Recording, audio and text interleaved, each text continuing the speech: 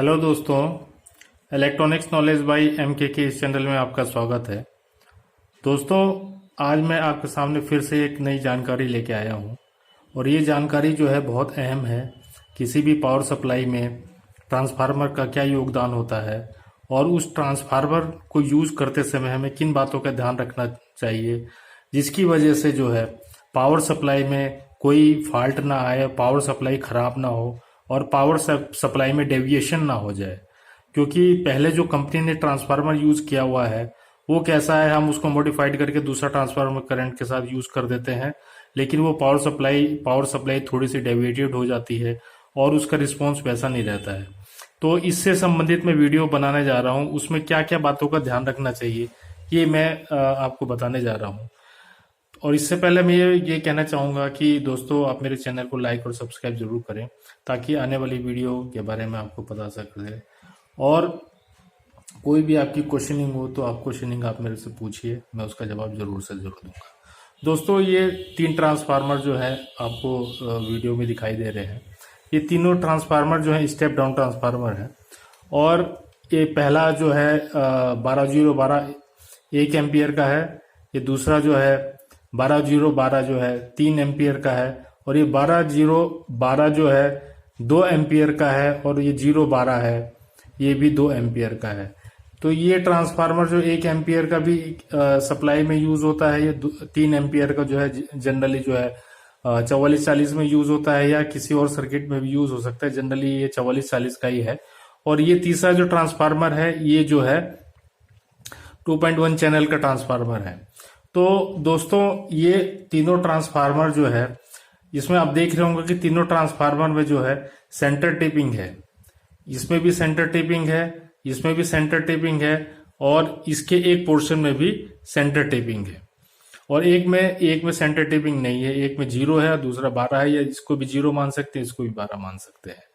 तो अब ये सर्किट के अंदर जो है इसको यूज तो करते हैं, लेकिन जो है अच्छी अच्छी कंपनियों वाले जो है आपने देखा होगा कि वो 06 का सर्किट है तो 06 यूज करेंगे, अगर 9 वोल्ट का सर्किट है तो वो 09 का यूज करेंगे, और अगर 12 वोल्ट का सर्किट है तो वो 012 का यूज करेंगे, अगर 24 वोल्ट का सर्किट है तो वो 024 का ट्रांसफार्मर यूज करेंगे। करंट जो है करंट सर्किट के हिसाब से अलग अलग हो सकता है।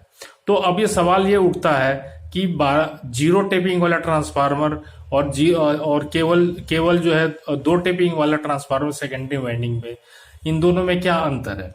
तो दोस्तों, और इसका सर्किट में क्या क्या इफेक्ट पड़ता है, इसको मैं आपको बताना चाह रहा हूं। और यही मेन इफेक्ट है जो है सर्किट के पावर सप्लाई को प्रभावित करता है। रेगुलेटेड पावर सप्लाई या रेक्टिफायर पावर सप्लाई के अंदर जो है स्टेप डाउन ट्रांसफार्मर का यूज होता है। अब स्टेप डाउन ट्रांसफार्मर के अंदर जो अगर सेंटर टेपिंग है तो सेंटर टेपिंग के लिए जो किनारे के 2 टेपिंग में जो है डायोड लगा दिया जाता है, और सेंटर वाले टेपिंग से जो है और डायोड के जो पॉजिटिव टर्मिनल जो शॉर्ट होते हैं वहां से एक कैपेसिटर लगा के उसको फिल्टर कर लिया जाता है।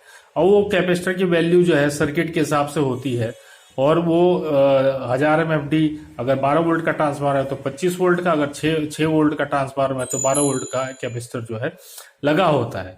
लेकिन अच्छे सेटों में जो है 0 टेपिंग वाला यूज ना करके केवल 06, 09 और 012, 024 इस टाइप का सर्किट में ट्रांसफार्मर यूज किया था। इसका कारण ये है दोस्तों कि ट्रांसफार्मर को वाइंडिंग करते समय जो सेंटर टेपिंग होती है वो 0 पे होती है, और बाकी जो है ये स्टार्टिंग पॉइंट होता है, ये लास्ट पॉइंट होता है, और ये 0 पॉइंट जो होता है वो सेंटर होता है। मतलब अगर 15 वाइंडिंग इसके अंदर है तो 0, उसके बाद 0 ये हो जाएगा, 15 वाइंडिंग इसमें हो जाएगा, टोटल 30 वाइंडिंग होंगी और उसके सेंटर टेपिंग 0 होगा।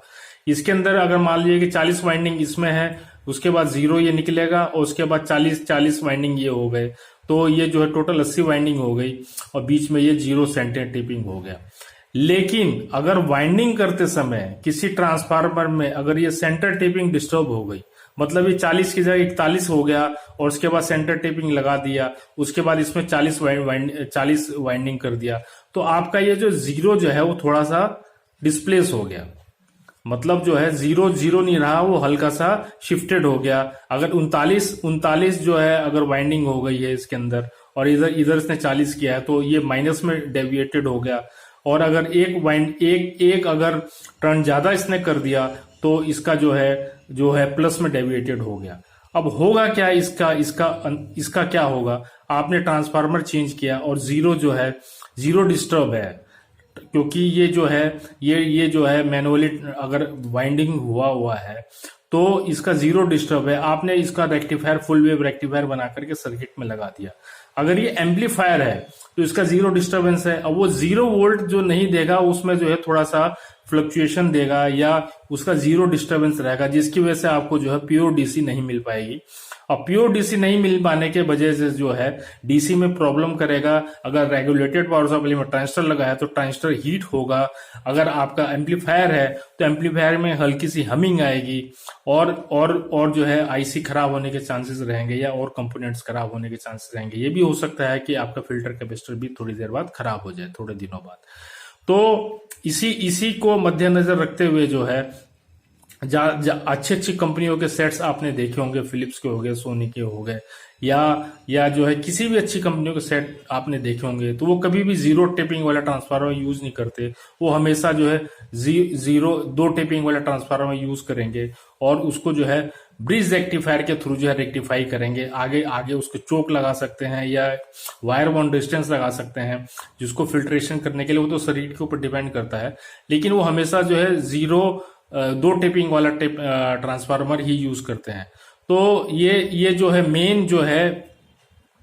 मेन जो पॉइंट यही है कि जीरो टेपिंग वाला जो है, सेंटर टेपिंग वाला, जीरो टेपिंग वाला जो है किस प्रकार से कभी खतरनाक हो सकता है, या जो है आपको प्रॉब्लम में डाल सकता है।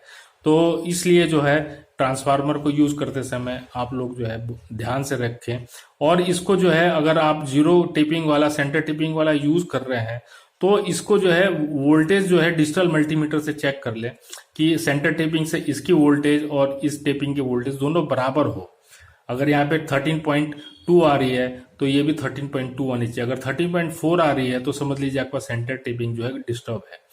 तो दोनों पॉइंट पे जो है ट्रांसफार्मर की जो है सेंटर टेपिंग के रेफरेंस में वोल्टेज समान होनी चाहिए।